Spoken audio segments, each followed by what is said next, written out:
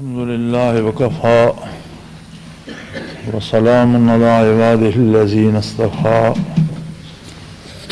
أعوذ بالله من الشيطان الرجيم. بسم الله الرحمن الرحيم.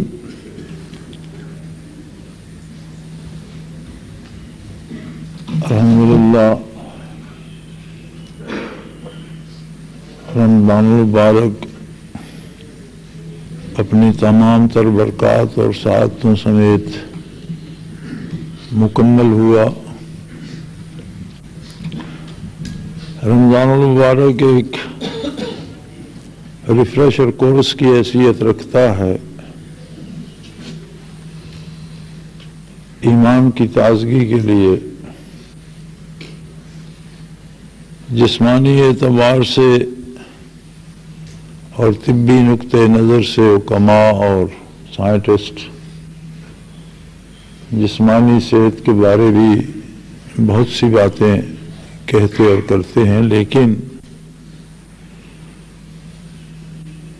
جسمانی صحت کے لیے تو انسان غیر رمضان میں بھی پرہیز کر کے یا کھانے پینے کی احتیاط کر کے فوائد حاصل کر سکتا ہے، مگر جو برکات روحانی نصیب ہوتی ہیں، رمضان میں جو کیفیات نصیب ہوتی ہیں، وہ غیر رمضان میں ممکن نہیں۔ اس پر مزید اللہ کریم کا احسان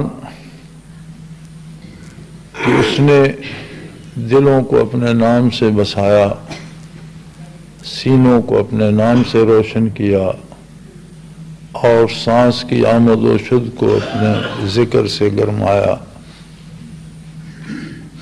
یہ اس کا مزید احسان ہے۔ لیکن یہ یاد رہے کہ مسجد رہنے کی جگہ نہیں ہے، ہمیں واپس اپنی دنیا میں جانا ہے۔ وہی کاروبار زندگی ہوں گے، وہی ماحول ہوگا، اور وہی ہم ہوں گے۔ شوال کا چاند نظر آنے پر شیاطین آزاد ہو جائیں گے، اور رمضان المبارک کی برکات اپنے تکمیل کو پہنچیں گی،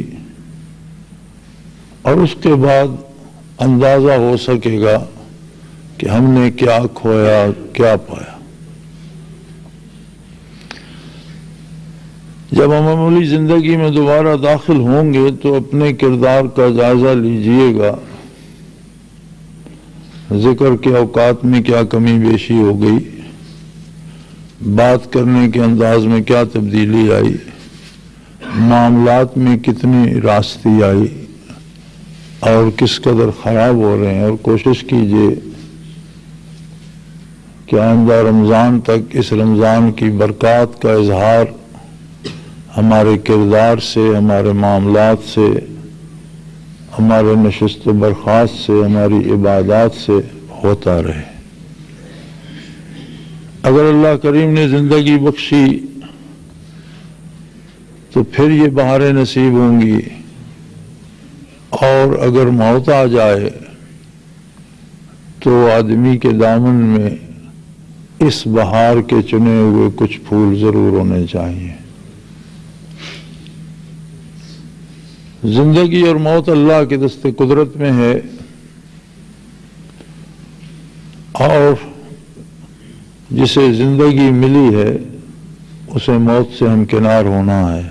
یہ کوئی عجیب بات نہیں ہے۔ کوئی نہیں جانتا اس کے پاس کتنی فرصت ہے۔ لہذا کوشش کیجئے کہ جو انوارات، جو برکات، جو کیفیات اس چمنستان رمضان میں نصیب ہوئی ہیں، ان گلوں سے، ان خوشبوؤں سے، اس مہک سے دامن خالی نہ ہونے پائے۔ سب سے بڑی بات اللہ کی اطاعت اور محمد الرسول اللہ صلی اللہ علیہ وسلم کی پیروی ہے۔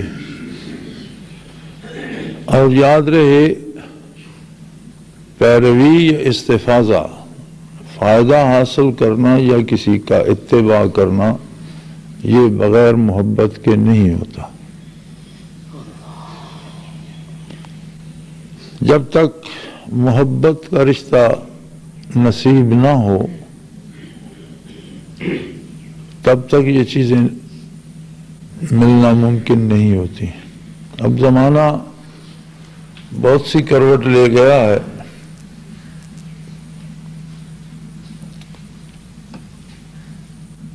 اور لوگوں میں بے باکی بڑھتی جا رہی ہے۔ آج کے انسان کی تنقید سے نہ دین محفوظ ہے نہ دیندار، حتیٰ کہ اصحاب کبار خود ذات اقدس نبی کریم صلی اللہ علیہ وسلم اور بعض اوقات خود ذات باری تک انسان کی تنقید کی زد پہ ہوتے ہیں۔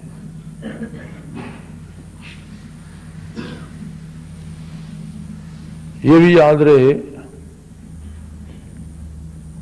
کہ جو لوگ تربیت کرتے ہیں، جو ہمارے مشائخ ہیں، جو گزر چکے ہیں، وہ بھی انسان تھے، جو موجود ہیں یہ بھی انسان ہیں، جو آئندہ ہوں گے وہ بھی انسان ہوں گے۔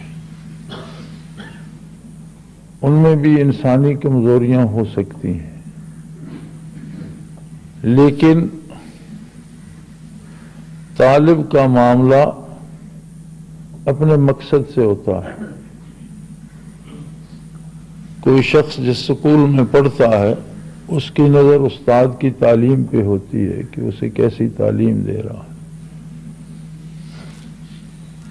اور اگر اس کا مقصد پورا ہو رہا ہے تو جو لوگ فائدہ حاصل نہیں کرتے ان میں ایک نقص یہ ہوتا ہے کہ اپنی اس کمزوری کو چھپانے کے لیے کہ ہم فائدہ حاصل نہ کر سکے، وہ تنقید کا دروازہ کھولتے ہیں۔ اور سب سے بد نصیب وہ ہوتے ہیں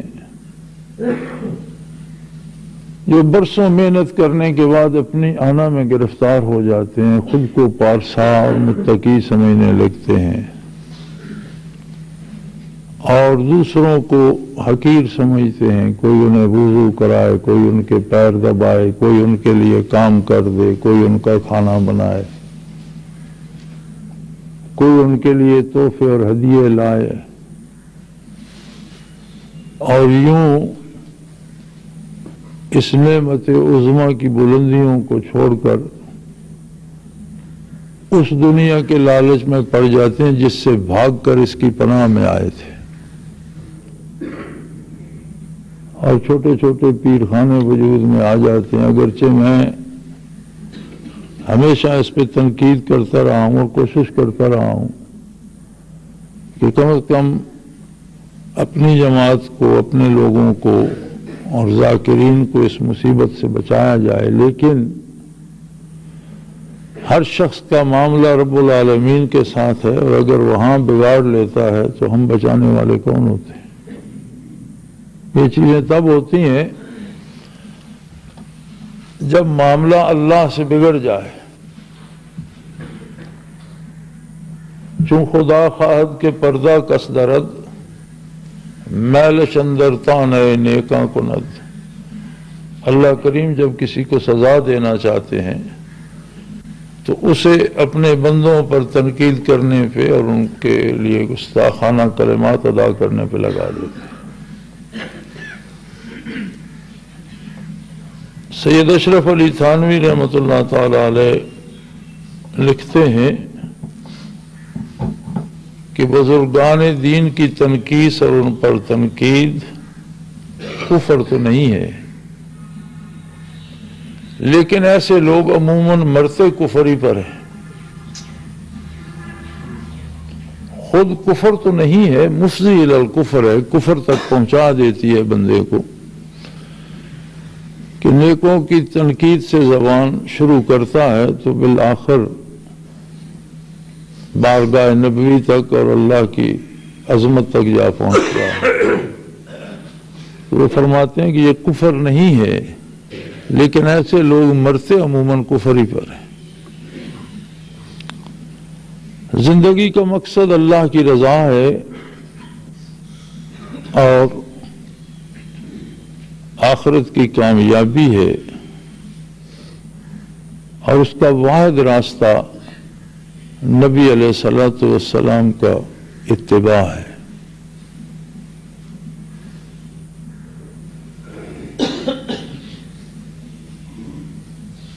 اس کے لیے کوشش کیجئے، محنت کیجئے۔ یہ دار دنیا ہے، یہ عالم اسباب ہے، اور یہاں ترک سبب جرم ہے۔ نتائج اللہ کریم مرتب فرماتا ہے، لیکن اسباب کا حکم دیتا ہے۔ انسان کو شعور دیا، فکر دی، سمجھ دی، قوت کار دی، ہاتھ پاؤں دیے، اعضاء و جوارے دیے، اس لیے کہ وہ سوچ سمجھ کر کام کرے، اس پر نتائج وہ خود مرتب کرتا ہے۔ ترک سبب جائز نہیں ہے، لہذا مجاہدہ ایک عظیم سبب ہے۔ اور یاد رکھیں، اعتکاف بعض حلال امور سے بھی اس لیے روک دیتا ہے کہ انسان کو کامل یقین ہو جائے کہ میں اپنی مرضی کا مالک نہیں ہوں۔ حلال بھی تب حلال ہے جب اللہ اسے حلال کرتا ہے، اور جب روک دیتا ہے تو حلال بھی حرام ہو جاتا ہے۔ لہذا جو محرمات شرعی ہیں، جو حرام شریعت نے قرار دے دیے ہیں، وہ حرام ہیں، اور جسے شریعت نے حلال کہا ہے وہ حلال ہے۔ اپنے اوپر اتنی تنگی لانے کی ضرورت نہیں ہے کہ آدمی حلال سے پرہیز کرے، یہ غنیمت ہے کہ وہ حرام سے بچ جائے۔ بعض اوقات ضرورت سے زیادہ تنگی اور ضرورت سے زیادہ پابندیاں بھی انسانی مزاج کو باغی کر دیتی ہیں، اور وہ نبھا نہیں سکتا۔ ایک صحابی سے نبی صلی اللہ علیہ وسلم نے پوچھا کہ تمہارا معمول کیا ہے؟ تو اس نے عرض کیا، رسول اللہ میں ساری رات نوافل ادا کرتا ہوں اور دن بھر مزدوری کرتا ہوں۔ فرمایا، لنفسک علیک حق، تیرے وجود کا بھی تجھ پر حق ہے، تو نوافل ضرور پڑھا کر لیکن سویا بھی کر۔ اس لیے کہ آپ صلی اللہ علیہ وسلم جانتے تھے کہ اس طرح یہ کتنا وقت گزار سکے گا، انسان ہے،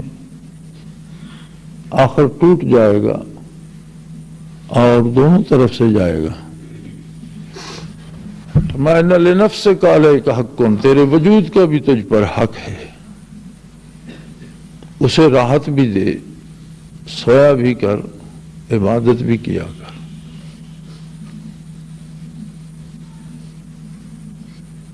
نبی علیہ الصلوۃ والسلام کا طریقہ کار یہ تھا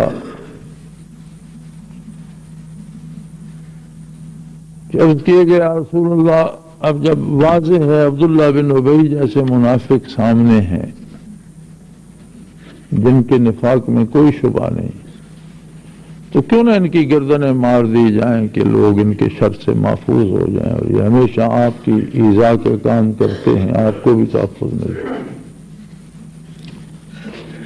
تو آپ صلی اللہ علیہ وسلم نے فرمایا کہ یہ تم کہتے ہو جو قریب ہو، اسلام پوری دنیا کے لیے ہے۔ اگر انہیں قتل کر دیا جائے گا تو باہر کی دنیا یہ کہے گی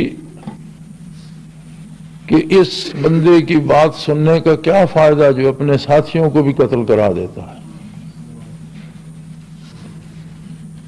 باہر کی دنیا مومن اور منافق کی تمیز نہیں کر سکتی، وہ انہیں ہمارا ساتھی سمجھتی ہے۔ مشائخ کا طریق یہ ہوتا ہے کہ کوئی کچھ بھی کرتا رہے وہ برداشت کرتے ہیں، اور یہ نہیں کرتے کہ اسے بھی بھگا دو، اسے بھی بھگا دو، اللہ ماشاء اللہ کوئی بڑا ہی بد نصیب، بڑا ہی بد قسمت ہو جسے بھگا دیا جائے، وگرنہ بے شمار ایسی باتیں، بے شمار ایسے واقعات برداشت کیے جاتے ہیں، دعا کی جاتی ہے کہ اللہ سب کو ہدایت دے، اور کوشش کی جاتی ہے کہ کوئی بندہ ضائع نہ ہو، جبکہ ہم جو لوگ نہیں واقف ان کے لیے رات دن محنت کرتے ہیں کہ بات ان تک پہنچے، تو جن تک پہنچ چکی ہے ان کو ضائع کیوں کیا جائے؟ ایک مالی جو نئے پودے لگاتا ہے، جو 2 سال 4 سال پہلے لگا چکا ہے، اسے اکھیڑنے کی کوشش نہیں کرتا۔ ہاں جو بالکل ہی سوکھ جائے تو پھر اللہ کی مرضی،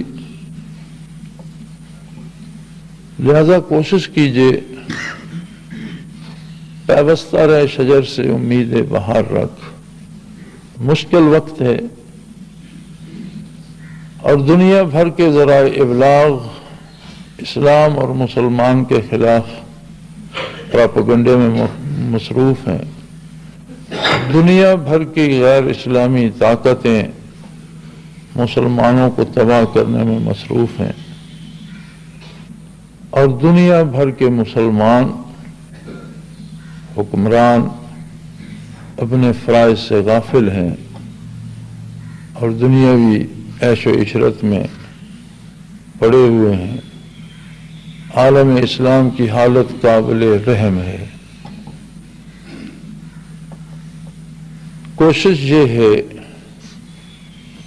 کہ خواہ مٹھی بھر لوگ ہوں، لیکن کچھ لوگ تو ایسے ہوں جنہیں دیکھ کر، جن کے ساتھ معاملہ کر کے، جن کے ساتھ بات کر کے، جن کے پاس بیٹھ کے کوئی فرق محسوس ہو کہ یہ غیر مسلم سے الگ قسم کی مخلوق ہے، یہ اس سے بہتر قسم کے لوگ ہیں، ان کا بات کرنے کا انداز بہتر ہے، ان سے معاملہ کرنا سہل ہے، یہ اچھے لوگ ہیں۔ وہ قادر مطلق ہے اور جو چاہتا ہے کرتا ہے۔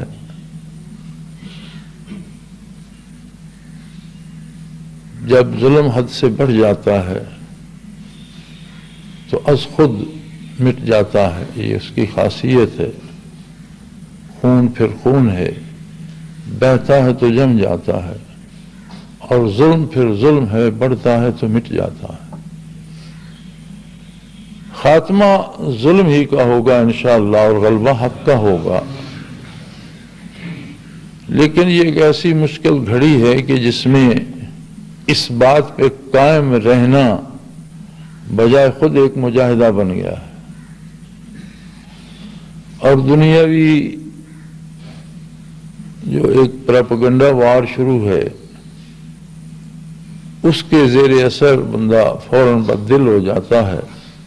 حالانکہ قرآن حکیم نے آج سے 1400 سال پہلے یہ فرما دیا تھا کہ میرے بندے جو میری راہ میں جہاد کریں گے اور لا یخافون لومۃ لائم، باتیں کرنے والے اور ملامت کرنے والوں کی ملامت سے نہیں ڈریں گے، یہ اسی پروپیگنڈا وار کی طرف اشارہ نظر آتا ہے کہ جب دنیا پوری کا منہ تنقید کے لیے کھلا ہوا ہوگا اور لوگ چھپتے پھر رہے ہوں گے، معذرت خواہانہ سا اسلام ہوگا، اور ہم دیکھ رہے ہیں کہ اکثریت کا اسلام ایسے ہے جیسے انہوں نے مسلمان ہو کر کوئی جرم کیا ہے، گناہ کیا، اور خود کو چھپاتے پھرتے ہیں اور معذرت کا خانہ انداز میں جی میں مسلمان ہوں۔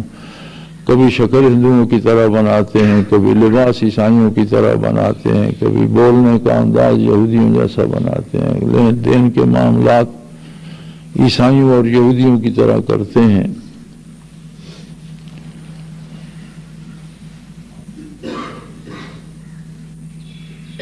مختلف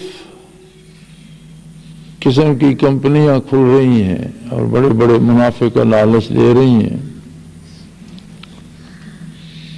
لیکن ان میں ان کی خرید و فروخت میں شراب سے لے کر خنزیر تک شامل ہے۔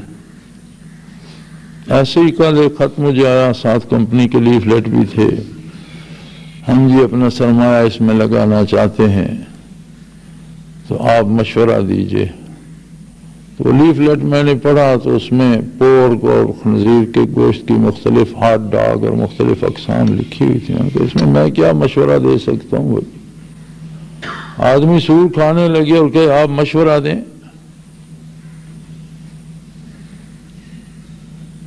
تو بے شمار طریقے نکل آئے ہیں. فوج فلمیں بن گئیں، عید کارڈ تک میدان میں فوش آ گئے. اشتہارات میں اگر خواتین نہ ہوں تو اشتہار ہی نہیں بنتا.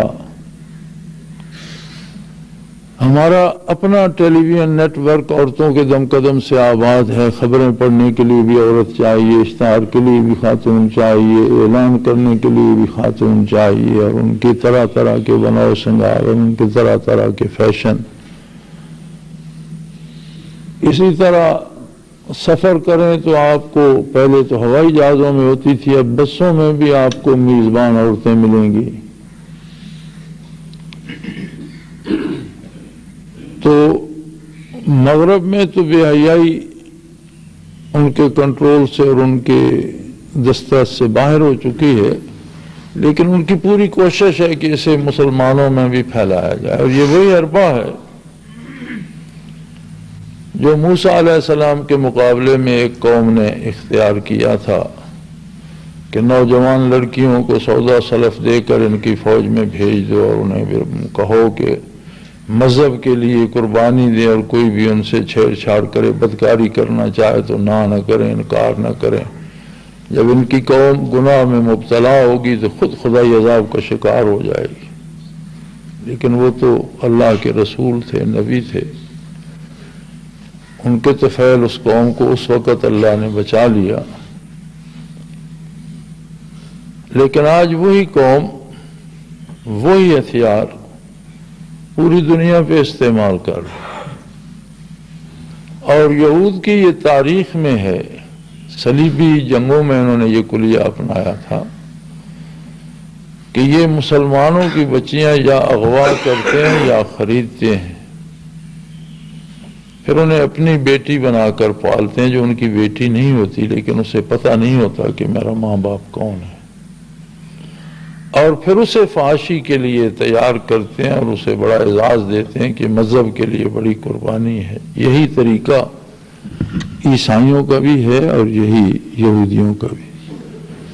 چنگیز خان اور اس کے بیٹوں کو عیسائیوں نے بہت عورتیں سپلائی کی جو بظاہر عیسائی تھیں، لیکن مسلمانوں کی اغوا شدہ معصوم بچیاں تھیں جنہیں عیسائیوں نے پالا پوسا بڑا کیا، اور ان کی معرفت انہوں نے مسلمان ریاستوں پر ان کے ہاتھوں تباہی نازل کروائی.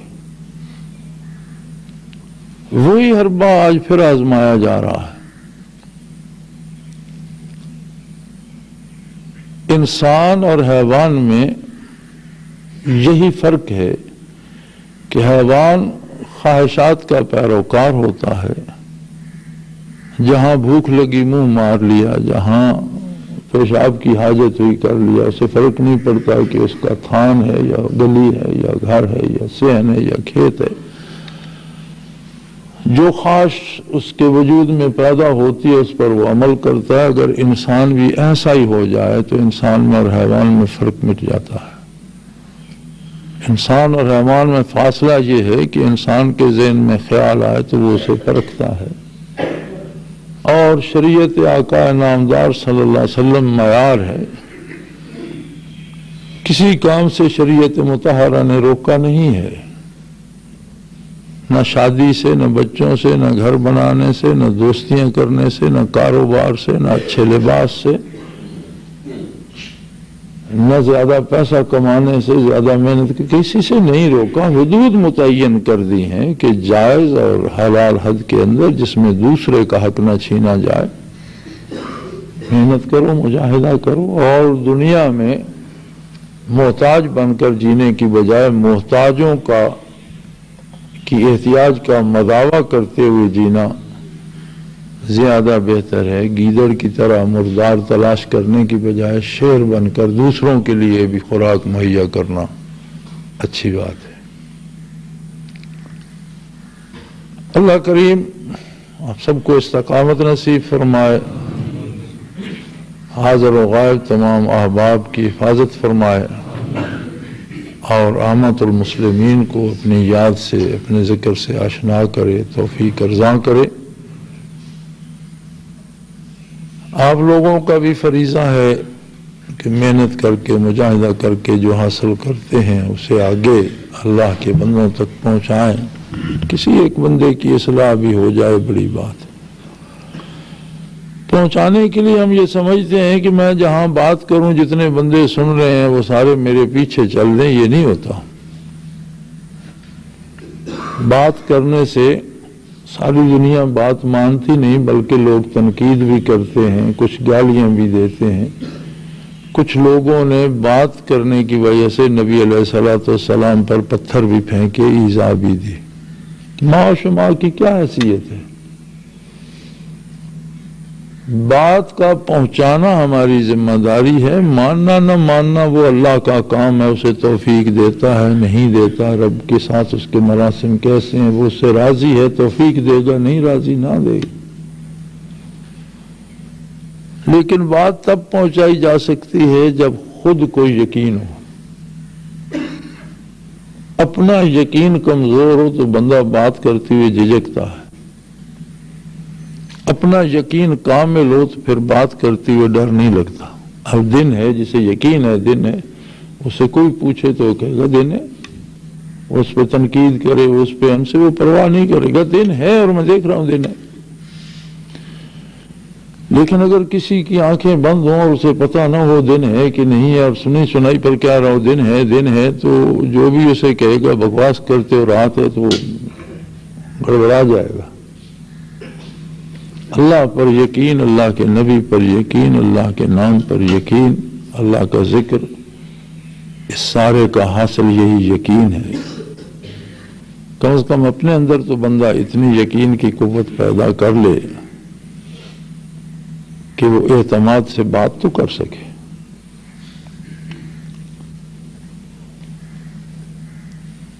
یہ چند باتیں بطور مشورہ اور بطور نصیحت میں نے عرض کی ہیں۔ کوئی خاص کسی تقریر کا یا کسی موضوع کا یا کسی بحث کا وقت نہیں ہے۔ اللہ کریم آپ سب کو توفیق ارزاں فرمائے، اپنے حبیب کی محبت دے اور استقامت علی الدین نصیب کرے،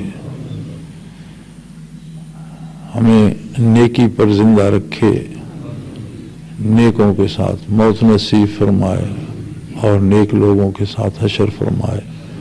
وآخر دعوانا الحمدللہ رب العالمین۔ کچھ سمدات ہیں جن دوستوں نے کورس پاس کیے ہیں۔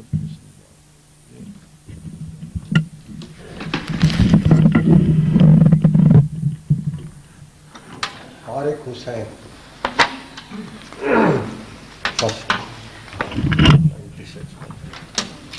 خالد حیات،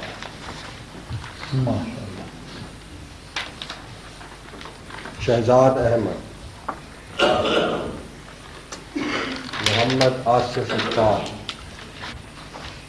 امتیاز احمد، محمد بوٹا، اسد جلال، آصف سلیم، لال خان، محمود اسلم، ڈاکٹر محمد اختر، عبدالستار،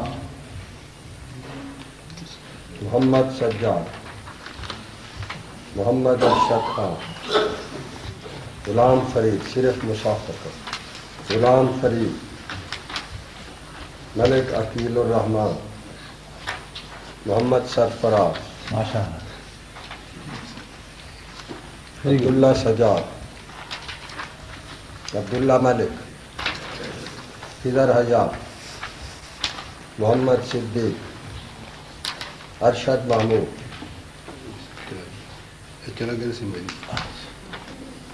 محمد ہاشم، امان اللہ، فدا محمد، محمد رفیع، سعد حمید، ثاقب محمود، تنزیل الرحمان،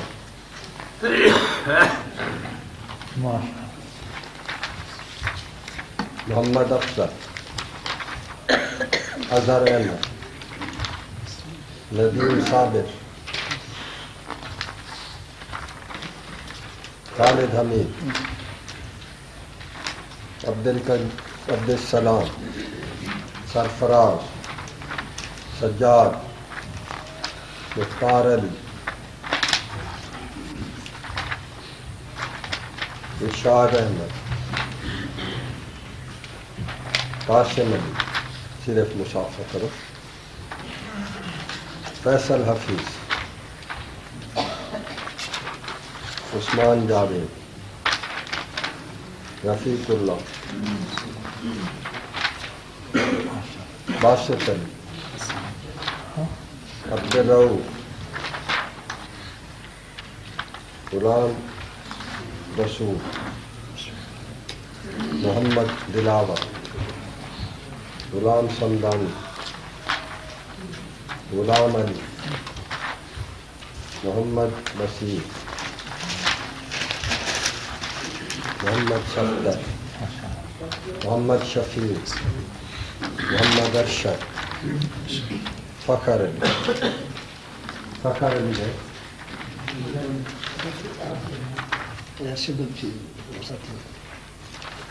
محمد ارشد صدیق ہے، یہ لے لیں، ہاتھ ملا لو، عبد الرحمان،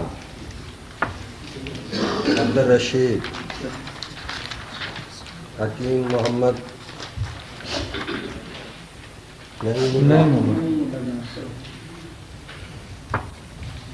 شاہد محمود، نام تو بڑا لمبا ہے یار، چھوٹے سے نکلے. شہزاد احمد، شان خالد، فیض احمد فیض، شیخ نجم الدین، نوید احمد، عاشق حسین، محمد عمر شہزاد، غلام الدین، محمد خوشنو، محمد رفیع، محمد انیس، محمد ارشد، سجاد احمد، ظاہری بیت والا کوئی ہے؟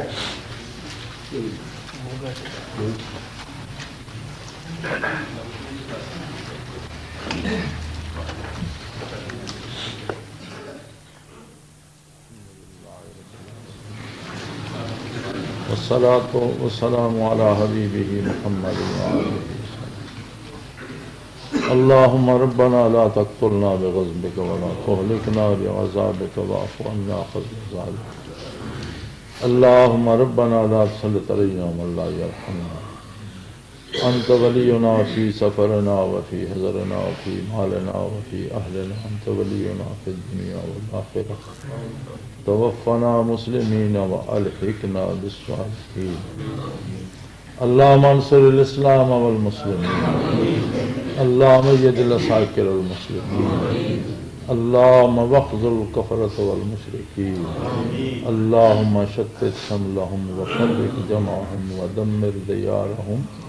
اللهم مزق ملكهم كل ممزق. اللهم مزق ملكهم كل ممزق. اللهم مزق ملكهم كل ممزق. إنك على كل شيء قدير. ربنا وفقنا لما تحب وترضى واجعل آخرتنا خيرا من الأولى. وصلى الله تعالی علی حبیبہ محمد وآلہ وسلم. بارش کے لیے سنبھال اللہم صلی علی سیدنا مولانا محمد وعلی آل سیدنا. اللہم انزل علینا من السماء ماء مبارکا نافعا غیر ضار نافعا غیر ضار نافعا غیر ضار. والذی ينزل الغیث من بعد ما قنطوا وینشر رحمته وهو الولی الحمید وهو الولی الحمید. اللهم صل على سيدنا ومولانا محمد وعلى آل سيدنا رحمتك يا